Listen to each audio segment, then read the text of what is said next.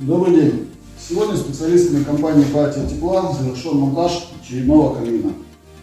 Здесь использована стальная каминная топка с угловым стеклом и боковым открываемым дверцей. Ждем заказчика, поэтому уже заложили дровами, приготовить очень все. От этой топки смонтирован термораспределительный кожух, который позволяет направлять горячий воздух в помещение первого этажа, с той стороны такой же воздуховод, и, соответственно, в помещение второго этажа. Причем второй этаж отключается задвижкой при необходимости. То есть, если не нужно отапливать второй этаж, задвижка открывается и все тепло идет на первый. Ну и наоборот, соответственно. Здесь дом из газобетона, то есть все поверхности не горючие, монолитное перекрытие.